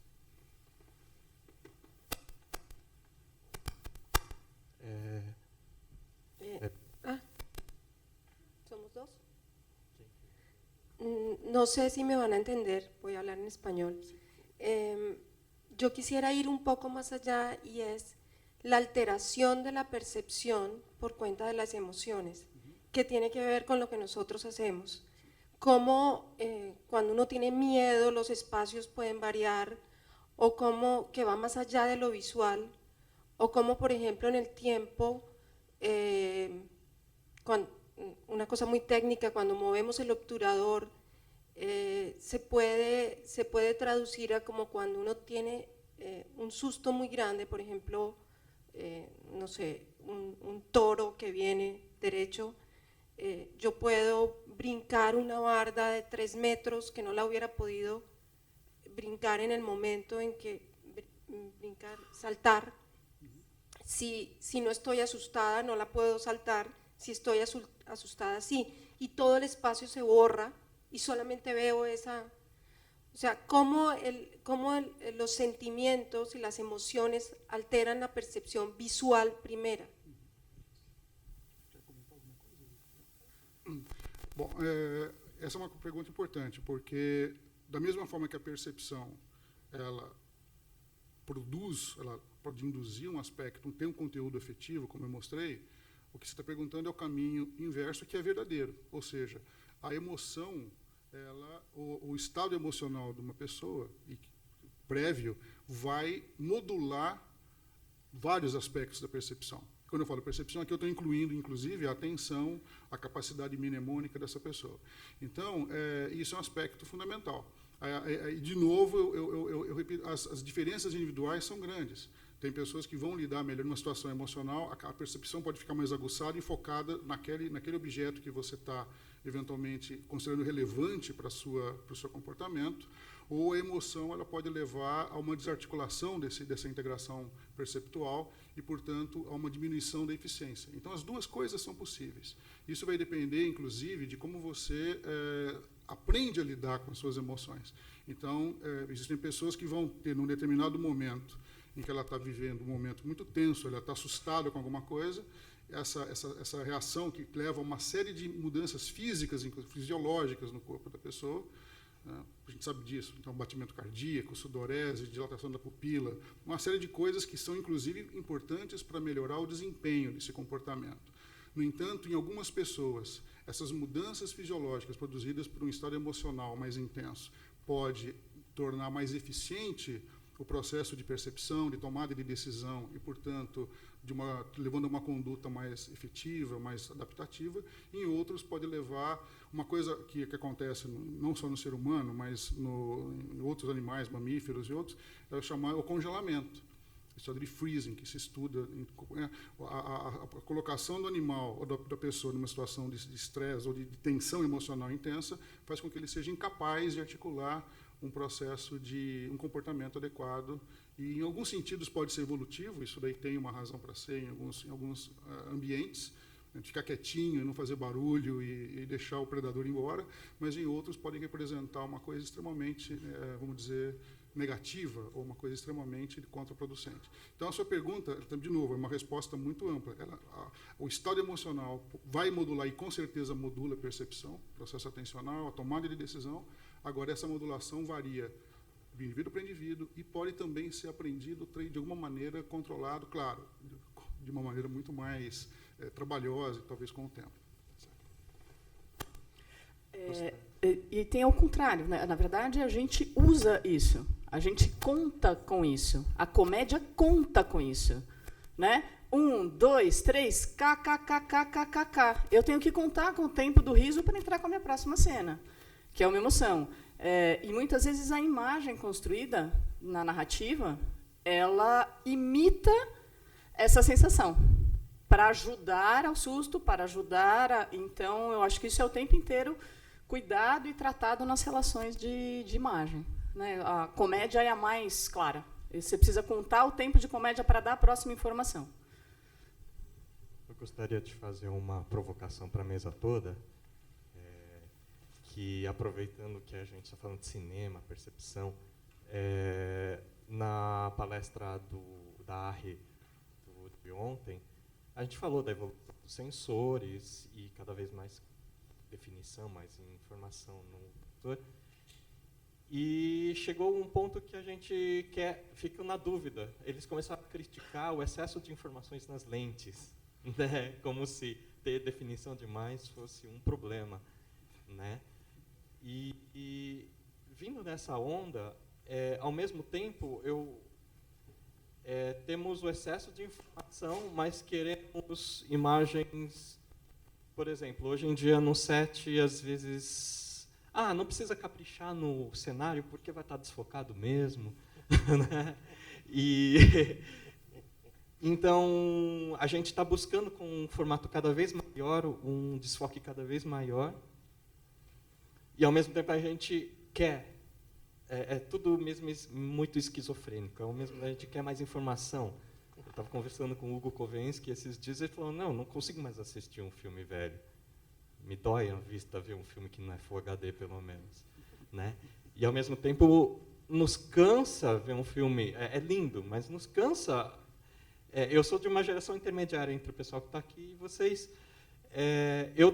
Para mim, não deveria cansar ver um Cidadão Kane, mas para mim cansa já. Talvez porque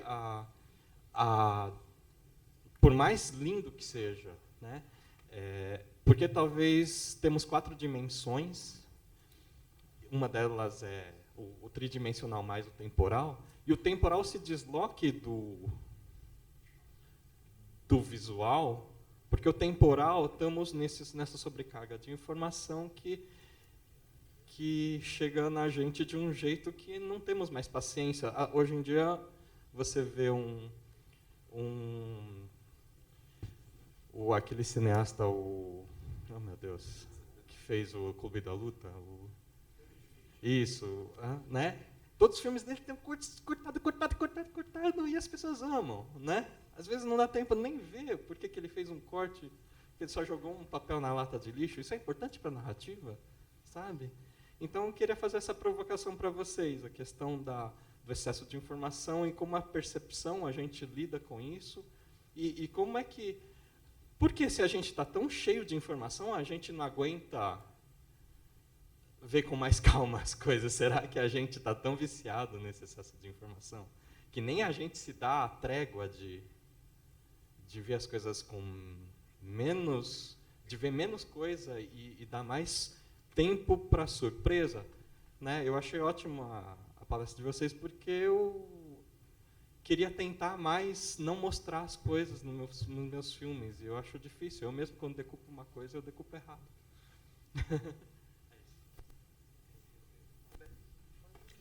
Não, acho que é uma pergunta muito grande, né? Olha, uma coisa que me parece evidente é que o uso consagra alguns formatos, né?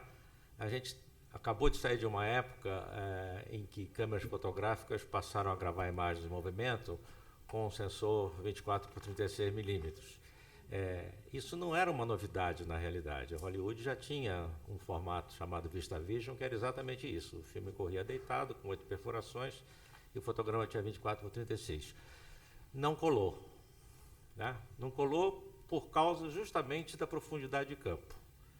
Tem um comentário do diretor de fotografia, o Robert Burks, que trabalhou com Hitchcock em alguns filmes que foram rodados em VistaVision.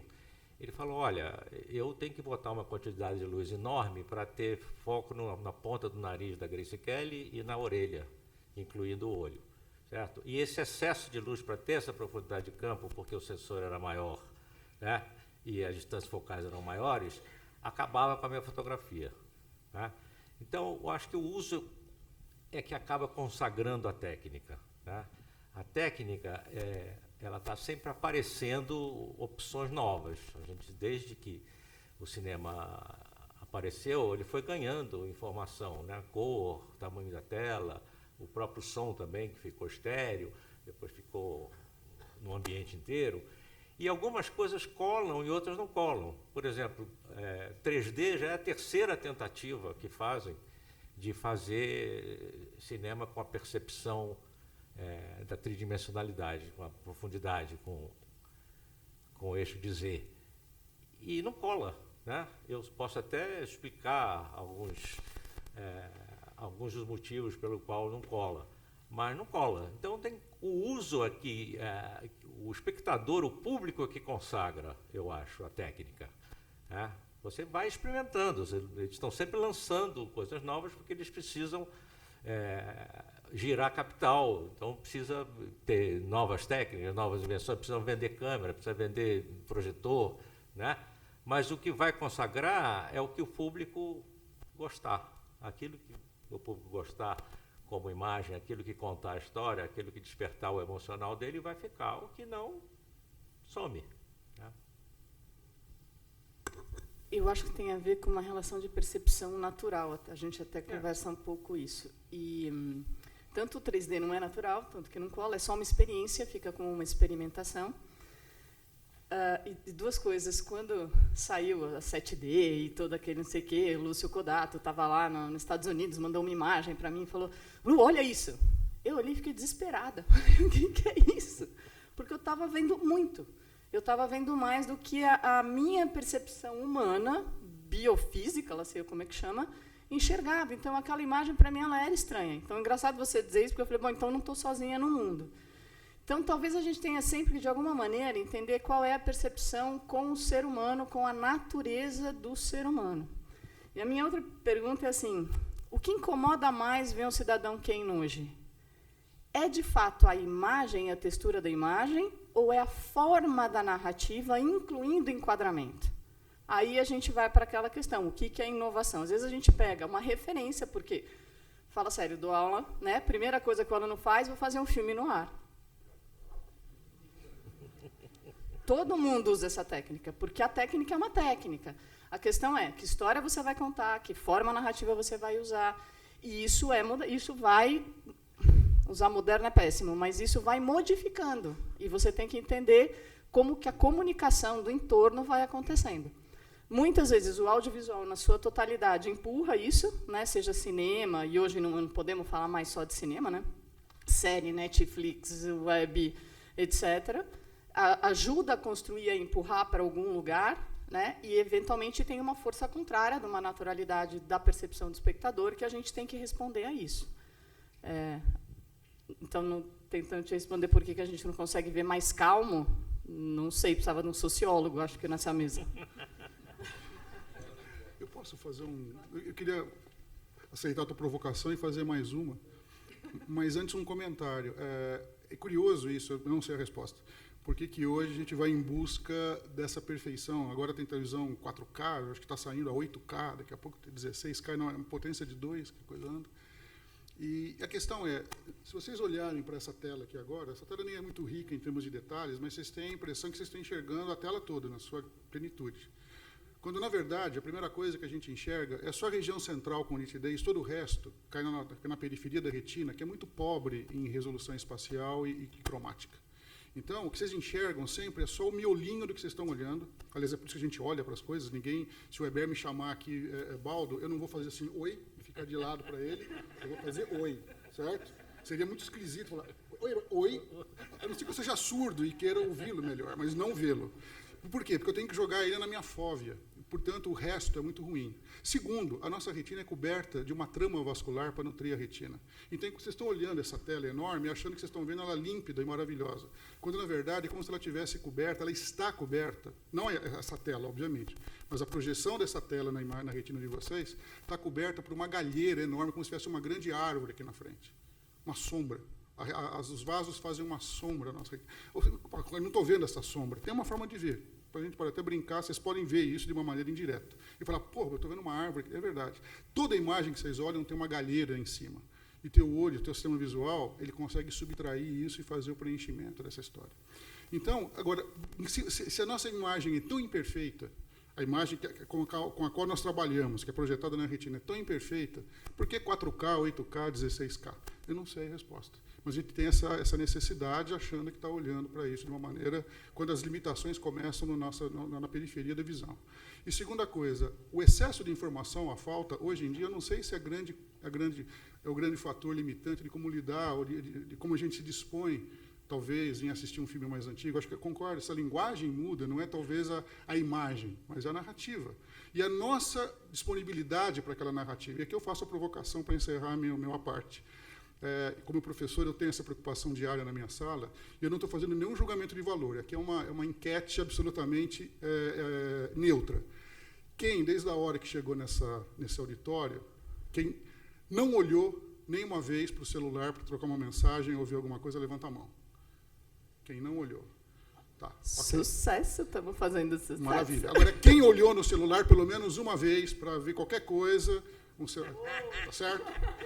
Isso mostra que a geração de hoje, disponibilizada a tecnologia como está, é incapaz de ficar 30, 60, 90 minutos no auditório, como num fluxo de informação aqui é baixíssimo. É uma pessoa falando e uma imagem na tela. Então, não é a quantidade de informação, é a nossa disponibilidade para ela.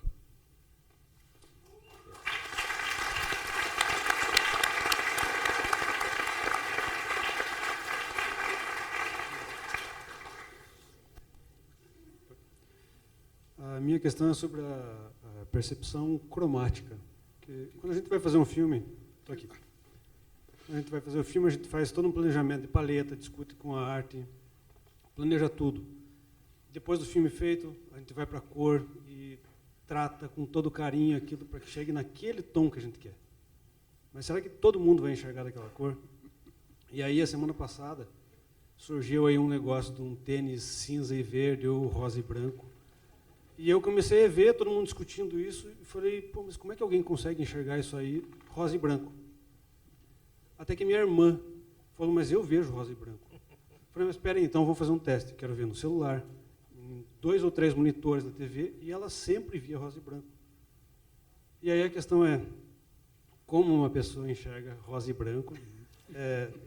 Veio todas as teorias que é conforme a luz do dia, ou uma luz tungstênio, independente de como a pessoa consegue enxergar rosa e branco, uma imagem que é cinza e verde. Tem aquele outro caso do vestido, que era azul e preto. E dourado e minha irmã também viu dourado e branco. Então, é aquilo que a pessoa quer ver, é alguma coisa biológica. Vocês conseguem me ajudar a chegar a essa conclusão? Por favor, eu fotografia. Isso aí chama-se desconto da iluminação, certo? A gente tem uma coisa chamada constância de cor, que é aprendida, né? Então, eu sei que uma maçã é vermelha ou verde, uma banana é amarela, sob qualquer situação de luz, certo? E tem pessoas que não têm esse desconto de iluminação tão bom quanto outras, né? Então, dependendo da temperatura de cor, da composição da luz que ilumina, ela tem uma percepção diferente da maioria, né? Então, o pessoal que enxerga o rosa é uma minoria, certo? Que tem pouca constância de cor, ou seja, não consegue descontar a iluminação da cena. Essa é a melhor explicação. Olha que eu pesquisei quando começou essa conversa, né? Porque deram as explicações mais idiotas, que eram os hemisférios do cérebro, o hemisfério esquerdo processava. Não é nada disso. É a constância de cor que em algumas pessoas, certo, não é tão constante assim, é menos constante. Em resumo, é quase o que a pessoa quer ver. Ela enxerga o que ela... Não, logicamente, meninas vão ver mais verde do que meninos. Independente. Se há algum componente cultural, e sempre há, porque a visão é aprendida, é o que a gente está falando aqui o tempo inteiro, né? Então, se você tem um universo imagético numa direção, né, você vai... Né? Tem um ditado alemão ótimo, diz, para quem está com o martelo na mão, tudo é prego. Você quer completar alguma coisa? Eu só queria concordar com o Weber e dizer o seguinte, a percepção de cor é muito parecida com aquela ilusão. Ilusão não é um erro da percepção. Ilusão é percepção. Uma ilusão é simplesmente a diferença entre você perceber alguma coisa numa dada situação. Só para um passo atrás. Muitas definições de ilusão. A ilusão é quando você percebe a realidade de uma forma distorcida. Ou é você não perceber a realidade, é perceber uma coisa que é irreal. Não existe, eu não sei o que é a realidade lá fora, eu só tenho acesso a ela por meio da minha percepção. Então, o que é uma ilusão? Ilusão é quando eu vejo uma coisa numa dada situação, depois eu vejo a mesma coisa numa outra situação, e comparo aquilo, e tem alguma discrepância. Eu falo, opa, alguma coisa, eu chamo isso de ilusão. Mas ilusão não é distância entre real e irreal. É a distância entre duas percepções, que são as únicas coisas que eu tenho acesso. No caso da cor, é verdade, a cor é uma coisa aprendida, aquela coisa dos quadradinhos do tabuleiro é uma ilusão que a maioria de nós tem, porque nós fomos muito criados desde o útero, talvez desde nossos antepassados. Aquela constância da cor, aquilo é um exemplo de constância de cor, só que no caso de contraste, de cinza e branco, não de cores. Mas cor é uma coisa que depende de um aprendizado, parte inato do nosso cérebro e parte realmente aprendido ao longo da vida. Então, um exemplo que o esquimó, que é um exemplo que eu sempre dou em aula, para ele sobreviver, ele teve que aprender a discriminar muitos tons de branco, porque o gelo muda a sua tonalidade do branco, dependendo se é um gelo mais duro, um gelo mais duro. É fundamental para a vida dele. Ele pisou no gelo errado, ele afunda e morre. Para mim, tem 2 tipos de branco, o branco limpo e o branco sujo, e acabou, tá certo? Ele tem 50, talvez, ou 30, eu não sei exatamente quantos, mas certamente algumas dezenas de branco, que ele é capaz de discriminar. Da mesma forma que alguém que na selva vai ter diferentes tons de verde. Para mim, tem o verde claro e o verde escuro. Então, a cor é aprendida. Então, a explicação para essa ilusão é dependendo de algumas coisas que talvez estejam já vamos dizer assim, embutidas na circuitaria neural dessas pessoas. E, claro, modificadas pelo aprendizado e pelos exercícios de vida que vieram depois, algumas pessoas vão ver cores de um jeito, cores do outro. Esses exemplos são apenas os extremos disso. Mas essas discrepâncias não acontecem só com o tênis ou com o vestido. Elas estão acontecendo o tempo todo. Inclusive, a psicologia hoje trata a cor como uma qualha. É uma coisa pessoal e intransferível, né?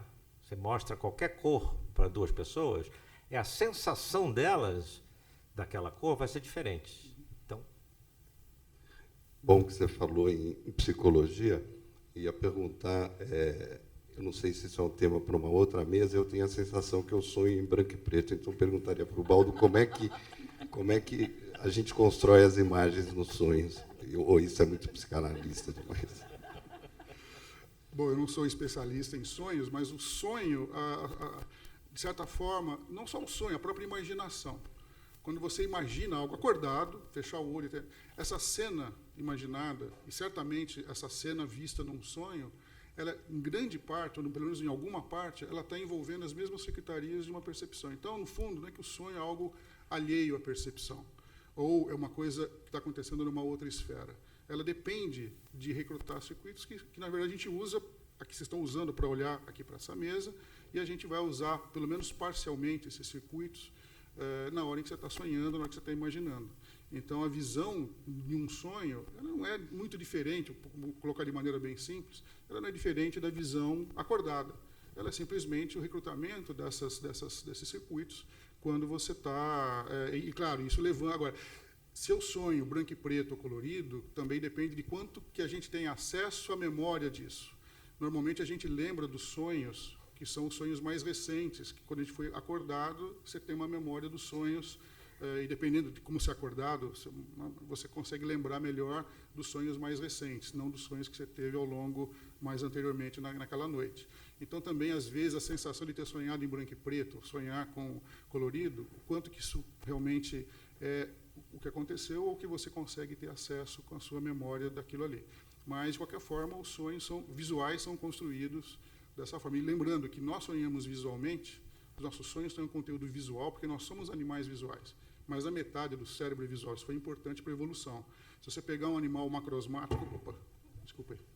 Se a gente pegar um animal que o cheiro é vital para a vida dele, como o rato, ele não sonha com imagens, ele sonha com cheiros. Então, a questão, um ratinho, um gato, muitas vezes, quando ele está sonhando, ele mexe as vibriças. Enquanto que nós mexemos os olhos, quando a gente está na fase de sono paradoxal. Porque isso mostra um conteúdo visual do sonho. Um ratinho está sonhando com cheiros, eu não sei quais são, mas a gente imagina que devem ser... Se for um pesadelo, vai ser bem ruim. Tá certo? Desculpa, eu vou acrescentar uma coisinha só. Por que se sabe tanto hoje a respeito disso? Porque existe hoje uma técnica chamada ressonância magnética funcional que permite examinar a irrigação do sangue no cérebro em tempo real. Então, hoje é possível você determinar, em qualquer situação perceptual ou mesmo de sonho, o que está ativo no cérebro. Certo? Então, a gente hoje pode mapear, já está chegando, inclusive, a um ponto que está sendo discutido, eles têm tanto conhecimento das áreas do cérebro que são ativadas, certo? Que pode ser que, num futuro não muito longe, a gente vai ter uma máquina de adivinhar pensamentos. Você bota a pessoa ali dentro e vai saber que ela está pensando em comida, está com fome, está pensando na namorada, né? Então, hoje já se sabe muito. E uma das coisas que se descobriu é justamente que vale a pena treinar qualquer atividade, porque quando você treina, que está tocando piano ou jogando tênis, né, mesmo mentalmente, você está acionando as mesmas áreas do cérebro que você vai usar quando estiver jogando tênis ou tocando piano. Né? Então, isso é um estímulo bom. Vale a pena treinar e estudar, porque é a mesma coisa. Vale a pena estudar. Eu me pergunto para o Baldo também. Queria aprofundar um pouco mais essa questão da percepção e emoção, falando mais dessa construção das imagens no cinema. Por exemplo, do Weber fazer uma imagem mais contrastada, acentuando sombras para criar uma cena mais dramática com suspense, e a Lu coloca cenas na cenografia para evocar certas emoções. Como que essa informação entra no cérebro, por onde que ela passa, como que ela chega lá? Bom, essencialmente, você tem a primeira estágio de processamento da visão, de qualquer outra modalidade sensorial, são aquilo que a gente chama dos córtices primários, quer dizer, são as áreas do cérebro que recebem aquela informação. E processa essa informação naquela construção que eu mostrei, no caso da visão, bordas, contornos, formas e tal. Até certo ponto, isso é um processo, vamos dizer, sem conteúdo efetivo. Quer dizer, o processamento cerebral é extremamente paralelo. Então, ao longo desse processo, você, na hora em que esse processo de construção chega em objetos que agora podem ter um conteúdo efetivo atrelados a eles, outras áreas vão participar disso. Então, existem áreas cerebrais, que na literatura mais antiga, até recentemente, você tem áreas chamadas áreas límbicas. É um nome muito impreciso, eu particularmente não gosto disso, mas é tradicional na literatura. São áreas do sistema nervoso que estão associadas a aspectos afetivos, ao conteúdo efetivo, né, dos objetos criados, dos perceptos, que são os objetos da percepção. E isso acontece em paralelo.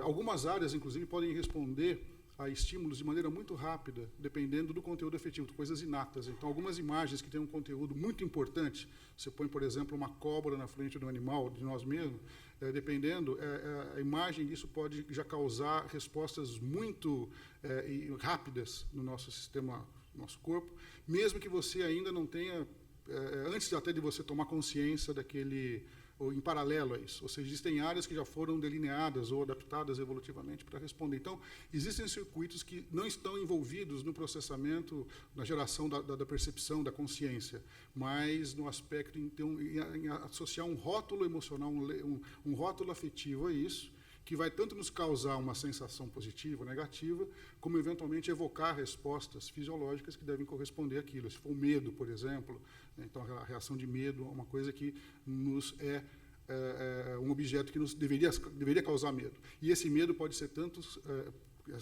a causa desse medo pode ser inata, quer dizer, já está, de certa maneira, embutida no nosso cérebro desde que a gente nasceu, ou, claro, a maioria, uma boa parte deles são medos que são aprendidos ao longo da nossa vida e das nossas experiências. Então, você tem todo um processamento paralelo, algumas vias associadas à geração de um percepto, outras associadas a atribuir a esses perceptos um conteúdo efetivo.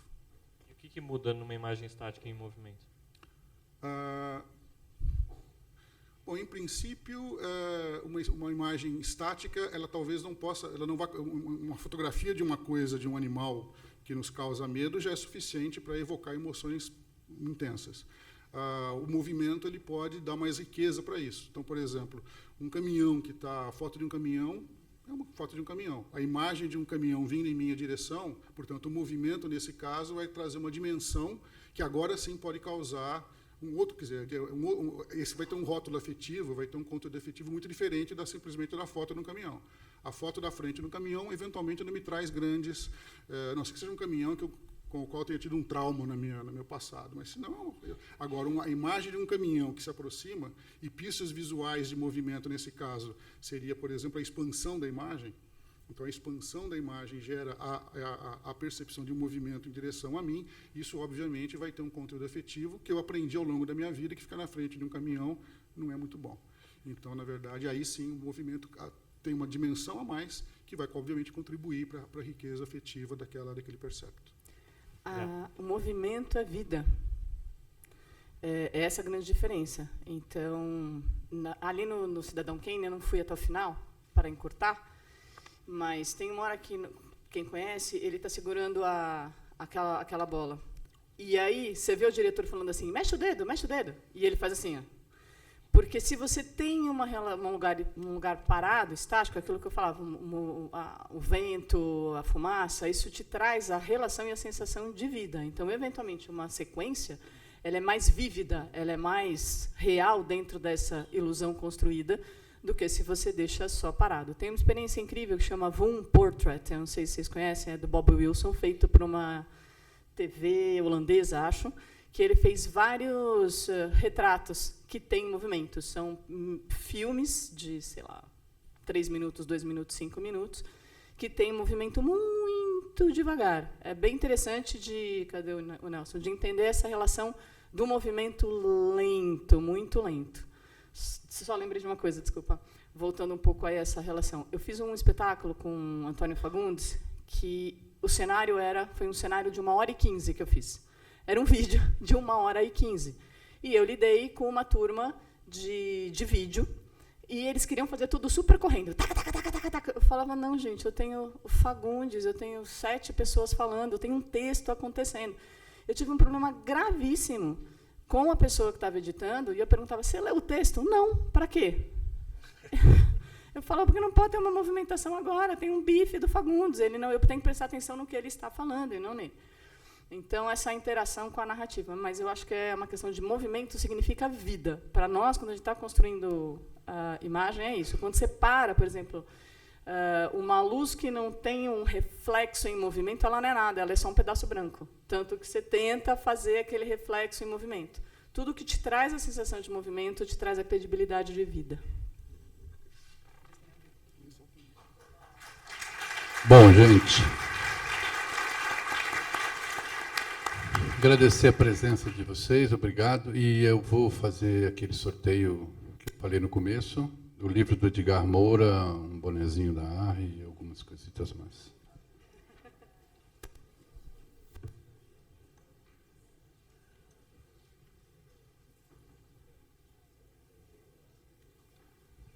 Dizer que esse livro do Edgar está sendo vendido aqui na produção, ele na internet custa entre R$ 95 e R$ 100, nós estamos vendendo por R$ 70 aqui. Edgar Moura vai estar amanhã fazendo uma masterclass chamada A Cor. O número é 21. 21. Se não tiver aqui, eu vou sortear outro. 21 não está aqui. Dou-lhe uma, dou-lhe duas.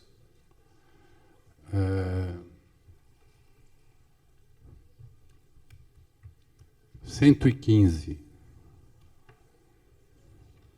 Está lá no fundo. Ok, obrigado, gente. Às 1h30 começamos a próxima, 12h30, começa a entregar as senhas. Obrigado.